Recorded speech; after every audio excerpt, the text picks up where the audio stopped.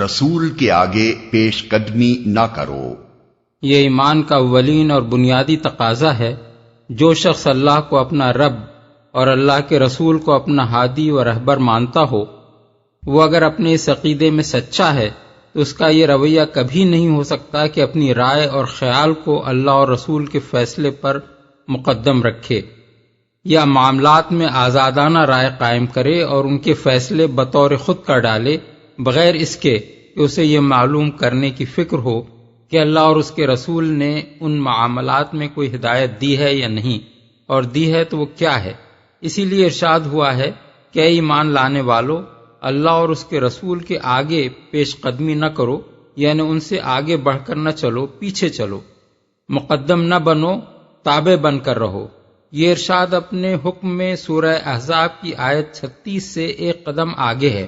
وہاں فرمایا گیا تھا کہ جس معاملے کا فیصلہ اللہ اور اس کے رسول نے کر دیا ہو، اس کے بارے میں کسی مومن کو خود کوئی الگ فیصلہ کرنے کا اختیار باقی نہیں رہتا۔ اور یہاں فرمایا گیا ہے کہ اہل ایمان کو اپنے معاملات میں پیش قدمی کر کے بطور خود فیصلے نہیں کر لینے چاہیے، بلکہ پہلے یہ دیکھنا چاہیے کہ اللہ کی کتاب اور اس کے رسول کی سنت میں ان کے متعلق کیا ہدایات ملتی ہیں۔ یہ حکم مسلمانوں کے محض انفرادی معاملات تک ہی محدود نہیں ہے، بلکہ ان کے جملہ اجتماعی معاملات پر بھی اس کا اطلاق ہوتا ہے۔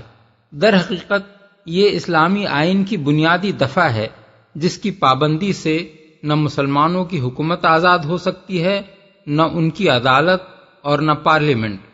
اپنے اجتہاد پر کتاب اللہ اور سنت رسول کو مقدم رکھنا اور ہدایت حاصل کرنے کے لیے سب سے پہلے ان کی طرف رجوع کرنا ہی وہ چیز ہے جو ایک مسلمان جج اور ایک غیر مسلم جج کے درمیان وجہ امتیاز ہے۔ اسی طرح قانون سازی کے معاملے میں یہ بات قطعی طور پر متفق علیہ ہے کہ اولین ماخذ قانون خدا کی کتاب ہے، اور اس کے بعد رسول اللہ صلی اللہ علیہ وسلم کی سنت۔ پوری امت کا اجماع تک ان دونوں کے خلاف یا ان سے آزاد نہیں ہو سکتا، کجا کہ افراد امت کا قیاس و اجتہاد سب کچھ سننے اور جاننے والا ہے۔ یعنی اگر کبھی تم نے اللہ اور اس کے رسول سے بے نیاز ہو کر خود مختاری کے روش اختیار کی یا اپنی رائے اور خیال کو ان کے حکم پر مقدم رکھا، تو جان رکھو کہ تمہارا سابقہ اس خدا سے ہے جو تمہاری سب باتیں سن رہا ہے اور تمہاری نیتوں تک سے واقف ہے۔ اور اگر اہل ایمان میں سے دو گروہ آپس میں لڑ جائیں تو ان کے درمیان صلح کراؤ، پھر اگر ان میں سے ایک گروہ دوسرے گروہ سے زیادتی کرے تو زیادتی کرنے والے سے لڑو یہاں تک کہ وہ اللہ کے حکم کی طرف پلٹ آئے، پھر وہ اگر پلٹ آئے تو ان کے درمیان عدل کے ساتھ صلح کرا دو، اور انصاف کرو کہ اللہ انصاف کرنے والوں کو پسند کرتا ہے۔ دو گروہ آپس میں لڑ جائیں، یہ نہیں فرمایا کہ جب اہل ایمان میں سے دو گروہ آپس میں لڑیں، بلکہ فرمایا یہ ہے کہ اگر اہل ایمان میں سے دو گروہ آپس میں لڑ جائیں۔ ان الفاظ سے یہ بات خود بخود نکلتی ہے کہ آپس میں لڑنا مسلمانوں کا معمول نہیں ہے اور نہیں ہونا چاہیے، نہ ان سے یہ امر متوقع ہے کہ وہ مومن ہوتے ہوئے آپس میں لڑا کریں گے۔ البتہ اگر کبھی ایسا ہو جائے تو اس صورت میں وہ طریقہ کار اختیار کرنا چاہیے جو آگے بیان کیا جا رہا ہے۔ علاوہ بری گروہ کے لیے بھی فرقے کے بجائے طائفہ کا لفظ استعمال کیا گیا ہے۔ عربی زبان میں فرقہ بڑے گروہ کے لیے اور طائفہ چھوٹے گروہ کے لیے بولا جاتا ہے۔ اس سے بھی یہ بات مترشح ہوتی ہے کہ اللہ تعالیٰ کی نگاہ میں یہ ایک انتہائی ناپسندیدہ حالت ہے جس میں مسلمانوں کی بڑی بڑی جماعتوں کا مبتلا ہو جانا متوقع نہیں ہونا چاہیے۔ صلح کراؤ، اس حکم کے مخاطب وہ تمام مسلمان ہیں جو ان دونوں گروہوں میں شامل نہ ہوں اور جن کے لیے ان کے درمیان صلح کی کوشش کرنا ممکن ہو۔ دوسرے الفاظ میں اللہ تعالیٰ کے نزدیک مسلمانوں کا یہ کام نہیں ہے کہ ان کی اپنی ملت کے دو گروہ آپس میں لڑ رہے ہوں اور وہ بیٹھے ان کی لڑائی کا تماشا دیکھتے رہیں، بلکہ یہ افسوسناک صورتحال جب بھی پیدا ہو تمام اہل ایمان کو اس پر بے چین ہو جانا چاہیے اور ان کے باہمی معاملات کی اصلاح کے لیے جس کے بس میں جو کوشش بھی ہو وہ اسے صرف کر ڈالنی چاہیے۔ فریقین کو لڑائی سے باز رہنے کی تلقین کی جائے، انہیں خدا سے ڈرایا جائے۔ باثر لوگ فریقین کے ذمہ دار آدمیوں سے جا کر ملیں، نزاع کے اسباب معلوم کریں اور اپنی حد تک ہر وہ کوشش کریں جس سے ان کے درمیان مصالحت ہو سکتی ہو۔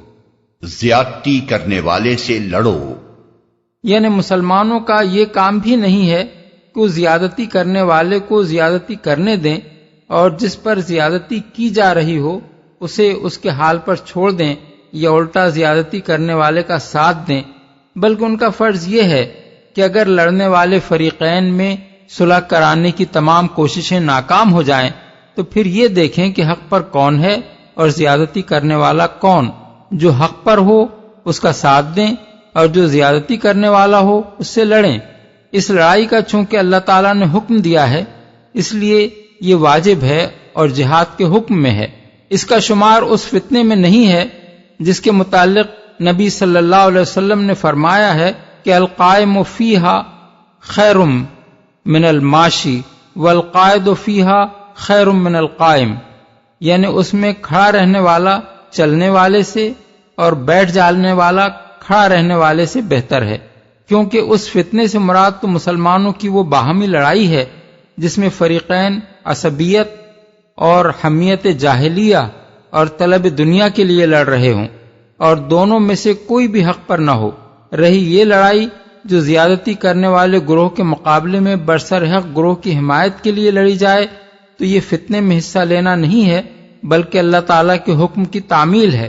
تمام فقہا کا اس کے وجوب پر اتفاق ہے اور رسول اللہ صلی اللہ علیہ وسلم کے صحابہ میں اس کے واجب ہونے پر کوئی اختلاف نہ تھا۔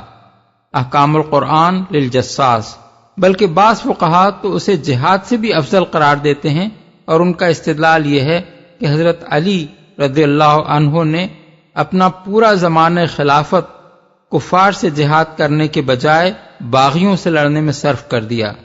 روح المعانی۔ اس کے واجب نہ ہونے پر اگر کوئی شخص اس بات سے استدلال کرے کہ حضرت علی کی ان لڑائیوں میں حضرت عبداللہ بن عمر اور بعض دوسرے صحابہ نے حصہ نہیں لیا تھا تو وہ غلطی پر ہے۔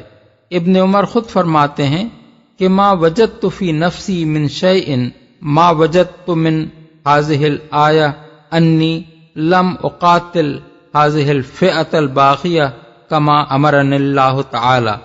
المستدرک للحاکم، کتاب المعرفت الصحابہ، باب الدفع امن قعدوا عن بیعت علی۔ یعنی مجھے اپنے دل میں کسی بات پر اتنی زیادہ کھٹک محسوس نہیں ہوئی جتنی اس آیت کی وجہ سے ہوئی کہ میں نے اللہ کے حکم کے مطابق اس باغی گروہ سے جنگ نہ کی۔ زیادتی کرنے والے گروہ سے قتال کرنے کا حکم لازماً یہی معنی نہیں رکھتا کہ اس کے خلاف ہتھیاروں سے جنگ کی جائے اور ضرور اس کو قتل ہی کیا جائے، بلکہ اس سے مراد اس کے خلاف طاقت کا استعمال ہے اور اصل مقصود اس کی زیادتی کا ازالہ ہے۔ اس مقصد کے لیے جس طاقت کا استعمال ناگزیر ہو اسے استعمال کرنا چاہیے، اور جتنی طاقت کا استعمال کافی ہو نہ اس سے کم استعمال کرنی چاہیے نہ اس سے زیادہ۔ اس حکم کے مخاطب وہ لوگ ہیں جو طاقت استعمال کر کے زیادتی کا ازالہ کرنے پر قادر ہوں۔ اللہ کے حکم کی طرف پلٹ آئے۔ اس سے معلوم ہوا کہ یہ لڑائی باغی یعنی زیادتی کرنے والے گروہ کو بغاوت یعنی زیادتی کی سزا دینے کے لیے نہیں ہے، بلکہ اسے اللہ کے حکم کی طرف پلٹنے پر مجبور کرنے کے لیے ہے۔ اللہ کے حکم سے مراد یہ ہے کہ کتاب اللہ و سنت رسول اللہ کی روح سے جو بات حق ہو اسے یہ باغی گروہ قبول کر لینے پر آمادہ ہو جائے، اور جو طرز عمل اس میزان حق کی روح سے زیادتی قرار پاتا ہے اس کو چھوڑ دے۔ جو ہی کوئی باغی گروہ اس حکم کی پیروی پر راضی ہو جائے اس کے خلاف طاقت کا استعمال بند ہو جانا چاہیے، کیونکہ یہی قتال کا مقصود اور اس کی آخری حد ہے۔ اس کے بعد مزید دست درازی کرنے والا خود زیادتی کا مرتکب ہوگا۔ اب رہی یہ بات کہ کتاب اللہ اور سنت رسول اللہ کی روح سے ایک نظام میں حق کیا ہے اور زیادتی کیا، تو لا محالہ اس کو طے کرنا ان لوگوں کا کام ہے جو امت میں اور علم اور بصیرت کے لحاظ سے اس کی تحقیق کرنے کے اہل ہوں۔ عدل کے ساتھ صلح کرا دو۔ محض صلح کرا دینے کا حکم نہیں ہے، بلکہ عدل و انصاف کے ساتھ صلح کرانے کا حکم ہے۔ اس سے معلوم ہوا کہ اللہ تعالیٰ کی نگاہ میں وہ صلح کوئی قابل قدر چیز نہیں ہے جو حق اور باطل کے فرق کو نظر انداز کر کے محض لڑائی روکنے کے لیے کرائی جائے، اور جس میں برسر حق گروہ کو دبا کر زیادتی کرنے والے گروہ کے ساتھ بے جا رعایت برتی جائے۔ صلح وہی صحیح ہے جو انصاف پر مبنی ہو، اسی سے فساد ٹلتا ہے، ورنہ حق والوں کو دبانے اور زیادتی کرنے والوں کی ہمت افزائی کرنے کا نتیجہ لازماً یہ ہوتا ہے کہ خرابی کے اصل اسباب جوں کہ توں باقی رہتے ہیں، بلکہ ان میں اور اضافہ ہوتا چلا جاتا ہے، اور اس سے بار بار فساد برپا ہونے کی نوبت پیش آتی ہے۔ اللہ انصاف کرنے والوں کو پسند کرتا ہے۔ مومن تو ایک دوسرے کے بھائی ہیں، لہذا اپنے بھائیوں کے درمیان تعلقات کو درست کرو اور اللہ سے ڈرو، امید ہے کہ تم پر رحم کیا جائے گا۔ تعلقات کو درست کرو۔ یہ آیت دنیا کے تمام مسلمانوں کی ایک عالمگیر برادری قائم کرتی ہے، اور یہ اسی کی برکت ہے کہ کسی دوسرے دین یا مسلک کے پیرووں میں وہ اخوت نہیں پائی گئی ہے جو مسلمانوں کے درمیان پائی جاتی ہے۔ اس حکم کی اہمیت اور اس کے تقاضوں کو رسول اللہ صلی اللہ علیہ وسلم نے اپنے بکثرت ارشادات میں بیان فرمایا ہے، جن سے اس کی پوری روح سمجھ میں آ سکتی ہے۔ حضرت جریر بن عبداللہ کہتے ہیں کہ رسول اللہ صلی اللہ علیہ وسلم نے مجھ سے 3 باتوں پر بیعت لی تھی، ایک یہ کہ نماز قائم کروں گا، دوسرے یہ کہ زکوٰۃ دیتا رہوں گا، تیسرے یہ کہ ہر مسلمان کا خیرخواہ رہوں گا۔ بخاری کتاب الایمان۔ حضرت عبداللہ بن مسعود کی روایت ہے کہ حضور نے فرمایا، مسلمان کو گالی دینا فسق ہے اور اس سے جنگ کرنا کفر۔ بخاری کتاب الایمان۔ مسند احمد میں اسی مضمون کی روایت حضرت سعید بن مالک نے بھی اپنے والد سے نقل کی ہے۔ حضرت ابو ہریرہ کی روایت ہے کہ رسول اللہ صلی اللہ علیہ وسلم نے فرمایا، ہر مسلمان پر دوسرے مسلمان کی جان و مال اور عزت حرام ہے۔ مسلم کتاب البر والصلہ، ترمذی ابواب البر والصلہ۔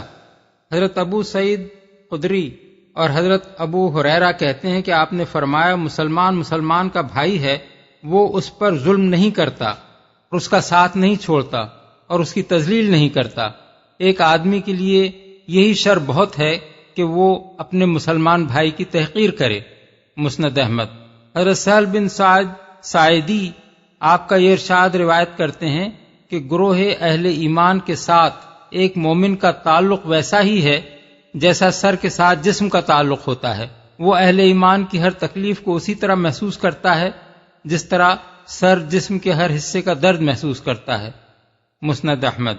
اسی سے ملتا جلتا مضمون ایک اور حدیث میں ہے جس میں آپ نے فرمایا ہے، مومنوں کی مثال آپس کی محبت، وابستگی اور ایک دوسرے پر رحم و شفقت کے معاملے میں ایسی ہے جیسے ایک جسم کی حالت ہوتی ہے کہ اس کے کسی عضو کو بھی تکلیف ہو تو سارا جسم اس پر بخار اور بے خوابی میں مبتلا ہو جاتا ہے۔ بخاری و مسلم۔ ایک اور حدیث میں آپ کا یہ ارشاد منقول ہوا ہے کہ مومن ایک دوسرے کے لیے ایک دیوار کی اینٹوں کی طرح ہوتے ہیں کہ ہر ایک دوسرے سے تقویت پاتا ہے۔ بخاری کتاب الادب، ترمذی ابواب البر والصلہ۔